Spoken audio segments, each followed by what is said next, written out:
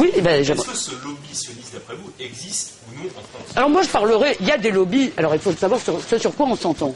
Si vous voulez, moi j'aime pas le mot lobby parce qu'il évoque quelque chose de secret et d'occulte. Je pense qu'il y a en France, comme dans toutes les démocraties, des groupes qui essayent de peser sur la politique de leur pays, que ce soit dans les partis politiques, que ce soit dans leur parti politique où il y a des bagarres aussi autour de ces questions, que ce soit à travers des associations qui essayent d'influencer la politique de leur pays. Donc, moi je ne parlerai pas de lobby sioniste, je parlerai éventuellement d'un lobby pro-israélien, comme il y a, je veux dire, des gens qui essayent de pousser les relations de la France avec le monde arabe, ou avec l'Afrique, ou avec qui vous voulez. Donc, il y a des gens qui sont pro-israéliens, des sympathisants d'Israël, des amis d'Israël en France. Par ailleurs, il y a des institutions ou des associations juives, dont l'un des buts affichés et avérés, et que certainement Dieudonné approuve, donc, si je comprends bien, et, entre autres, de combattre l'antisémitisme. Voilà.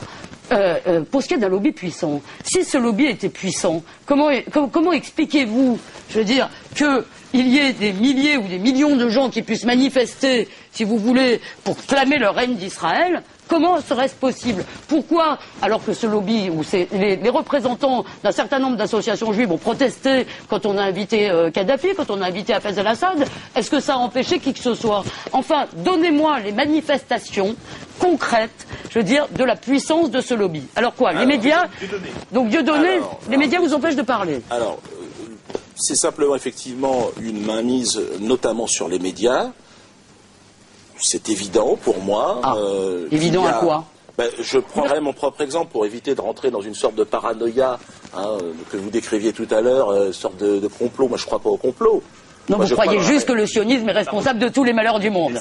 Mais vous ne croyez pas au complot, par ailleurs, bien sûr. Non, je n'aime pas cette logique du complot. Non, vous pensez que le sionisme est responsable de tous les malheurs du monde. Mais vous ne croyez pas au complot, je l'en conviens. Je comprends que vous auriez envie de penser à ma place. Écoutez, je ne peux pas vous empêcher de dire tout et n'importe quoi. Non, vous ne pouvez surtout pas m'empêcher de vous lire et de vous écouter. Bon, écoutez, pardon. Alors, quelle est votre question exacte, pour que je sois plus précis possible? Du pouvoir du lobby sioniste en France.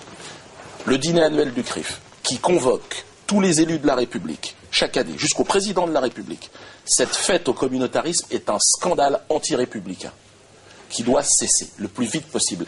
L'État français doit être au-dessus de ces petites associations cultuelles et qui n'ont pas à avoir autant de pouvoir. C'est impossible.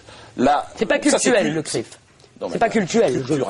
Alors quoi? C'est quoi? C'est une association qui n'est pas culturelle, puisque comme vous savez, juif, on peut parfaitement être juif sans être croyant. Donc si vous voulez, c'est une association qui s'occupe des intérêts, disons, de la population juive en France. On peut être juif athée. Oui.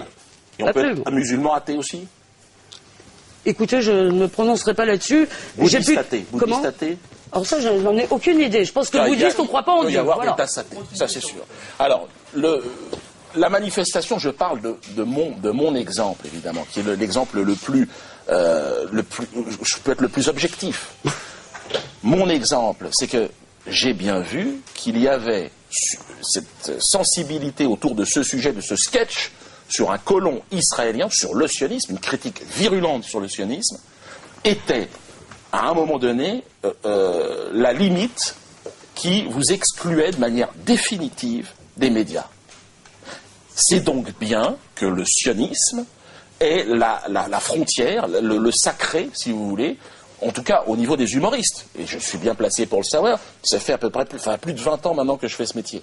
Donc ce que je dis, c'est la vérité et c'est prouvé par ma propre expérience. Bon, donc la preuve de l'emprise sioniste sur la France, c'est que vous êtes chassé des médias, ou que vous ne pouvez pas vous exprimer dans les médias. Moi, c'est mon histoire. Je lance un appel aux grandes chaînes de télé. Mon histoire. Invitez Dieudonné. Invitez Dieudonné, ça va, comme ça il comprendra alors. Voilà. Invitez Dieudonné. Le 20h de TF1. Invitez-moi. Voilà. Avec je suis désolé, moi je n'en ai pas le pouvoir. Voilà. Je pense que c'est une bonne idée. Mais comme ça, effectivement. C'est pas raisonnable. Mais non, pourquoi c'est pas raisonnable? C'est pas raisonnable. Les gens pourraient comprendre qu'il n'y a non, de vous inviter, mais moi, je vous le répète, je pense vraiment que c'est toujours contre-productif d'empêcher quelqu'un de parler. Voilà. Ça, c'est clair. Je suis vraiment pour qu'on vous laisse parler. Oui. Mais enfin, excusez-moi, vous parlez quand même, vous avez créé un parti pour ça. L'emprise sioniste. Mon expérience. Non, mais à part vous. Mon expérience.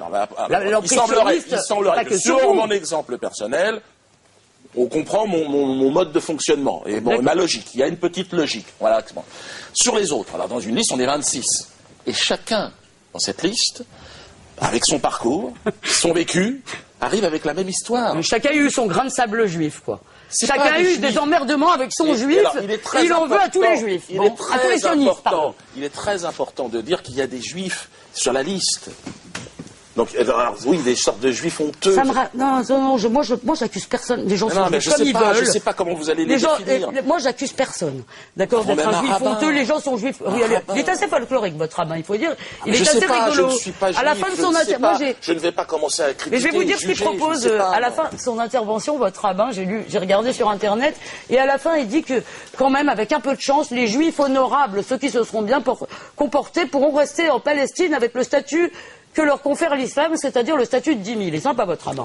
Alors là, mais vous savez, vous me faites penser à Le Pen quand il sortait son bon arabe ou son bon noir. Je veux dire, vraiment, ah oui, c'est vrai, c'est vous maintenant. C'est vous maintenant. C'est ça, oui, Sur un autre sujet, parce qu'on n'a plus beaucoup de temps, c'est un point qui revient souvent dans le discours de Dieudonné et de ses colistiers. Que pensez-vous de l'existence de mouvements comme la LDJ ou le Bétard en France, qui sont visiblement interdits, en tout cas c'est leurs arguments, aux États-Unis ou à Israël? Écoutez, d'abord, sur le droit, si vous voulez, je pense que nous avons un droit, nous vivons dans un état de droit. S'il y a dans le Bétard, les statuts du Bétard et de la LDJ, et dans leurs activités, je veux dire, quelque chose qui est contraire au droit français, eh bien qu'on les interdise. Voilà, tout simplement, et je n'aurai aucun problème avec ça. Deuxièmement, je le répète, moi, je pense que le combat doit se mener sur le terrain des idées. Voilà. Et je n'ai pas envie. D'abord, je ne mène pas un combat ni au nom des Juifs, pas au nom des Juifs. Je n'aime pas je pense que c'est le problème de tout le monde. Voilà. Je pense que les idées de Dieudonné sont dangereuses pour tout le monde. Je pense que vous emmenez ces populations de gamins qui subissent déjà des injustices. Vous êtes en train de leur bourrer le crâne avec l'idée que tous leurs malheurs viennent des Juifs et des sionistes. Alors moi, je leur réponds, ce malheur ne vient pas des Juifs.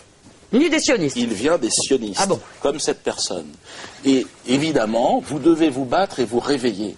Et vous émanciper de ce type de discours paternaliste, insupportable. Vous êtes nés libres et vous mourrez libres. Voilà ce que je vous dis. Et avancez, ensemble. On va gagner. Et donc vous... Non mais attendez. LDJ et Bétard, juste en quelques phrases, on connaît votre position, mais...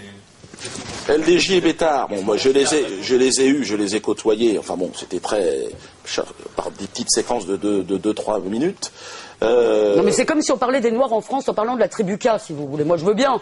Je veux dire, mais... Non, mais c'est vrai que c'est étonnant, effectivement, que ça puisse exister. Évidemment, je suis contre ce type d'association, de mouvement, d'une lâcheté assez infinie. C'est systématiquement, ils s'attaquent à des femmes, des enfants, ou alors à 4 ou 5 contre 1.